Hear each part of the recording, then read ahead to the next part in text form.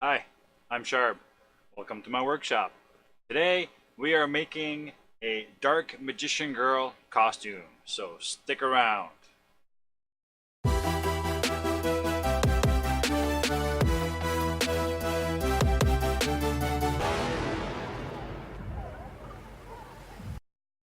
So it's been far longer than I wanted between videos. This costume has been somewhat challenging. It took me a little bit longer to do than I anticipated. I do have some filler videos for when this type of situation happens, but I didn't want to use all of them. My last Dark Phoenix video was exactly for that purpose. But everything's finally done and ready to go, so let's get started.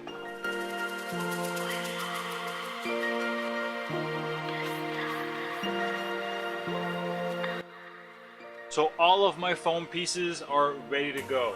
When I was building this, I was switching between my hot glue gun and my contact cement. In the end, I stuck with contact cement. That worked much better than the hot glue gun. The oversized boots were slightly challenging, especially when actually putting the shoe inside.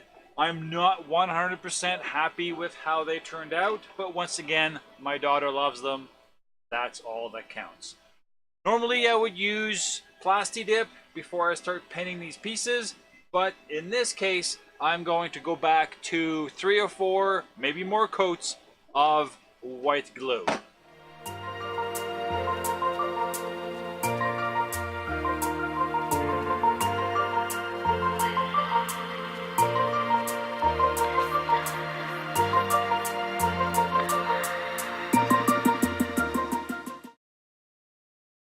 So Dark Magician Girl has these two spiral things on each side of her hat.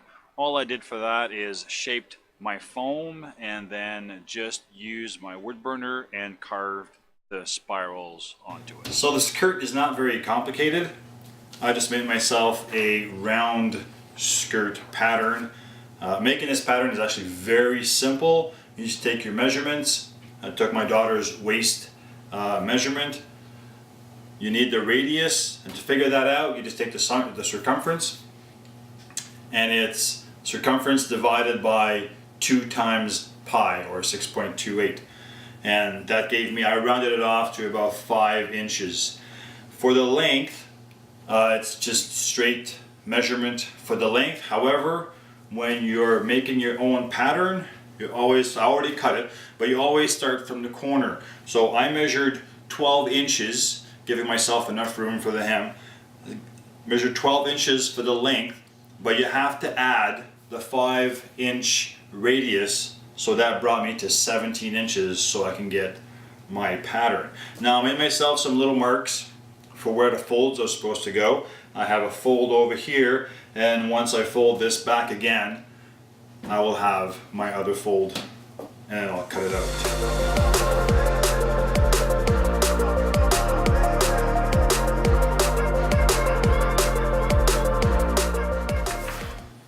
So now I have my full circle pattern.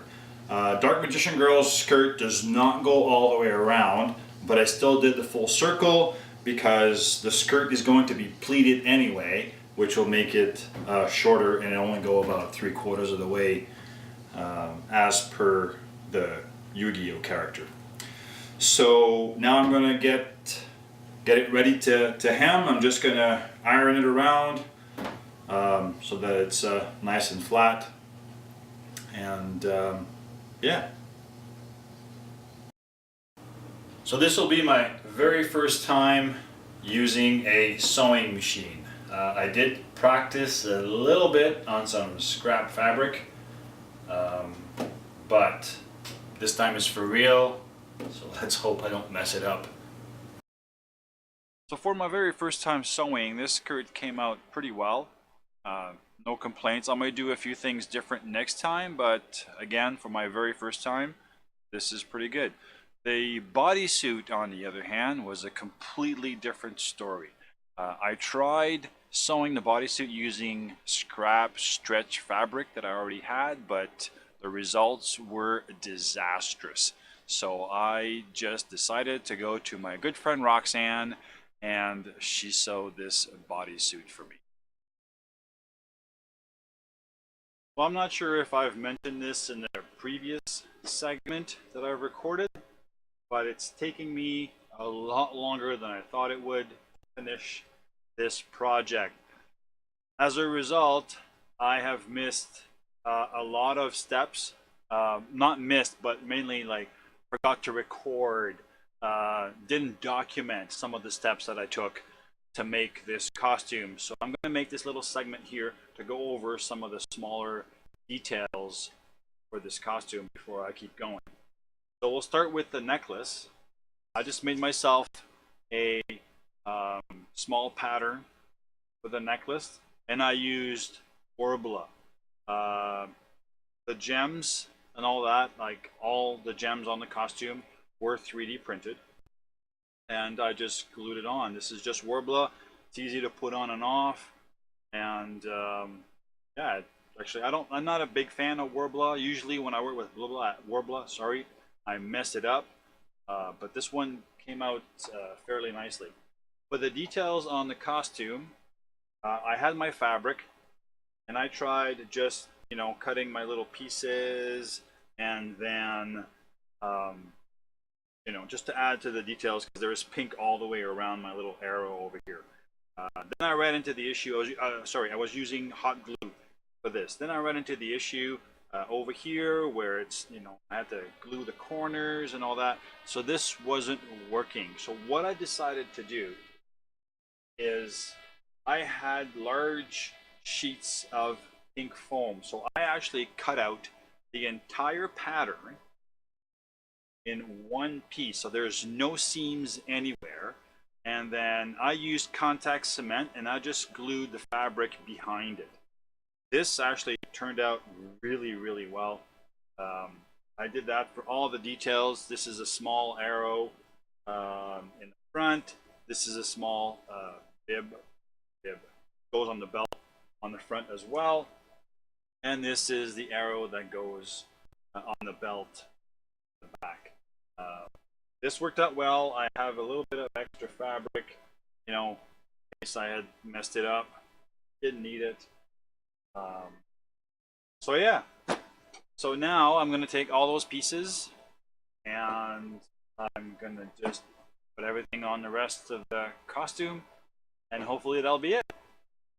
So for Dark Magician Girl's staff, I ended up 3D printing the end piece and the headpiece using an STL file that I purchased from Kinpatsu Cosplay. It's a really nice file, actually. You have the choice of either printing both pieces as a whole, or it already comes pre-cut if you have a smaller printer. Now, I had purchased this PVC pipe so that I can use this. However, I ended up buying the wrong size. Actually, no, let me rephrase that. I did buy the correct size if I had printed the headpiece and the end piece at 100%, which I didn't. I ended up scaling down to 80%, so my PVC tube did not work. Fortunately, I had a wooden dowel, just the correct size, so I used that instead. Now what I'm going to do, I'm going to use my Elmer's wood filler.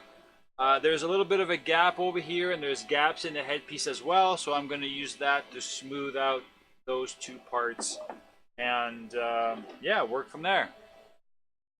Well, I've attached everything to her shoulders and to the belt. It's now time for her to suit up. That picture is coming up just after I wrap this up. So if you've enjoyed today's video, please like, share, and comment. And if you haven't done so already, please hit that subscribe button and that notification icon so you don't miss any of my upcoming content. Thank you very much for watching, and we'll see you next time in Sharp's Workshop.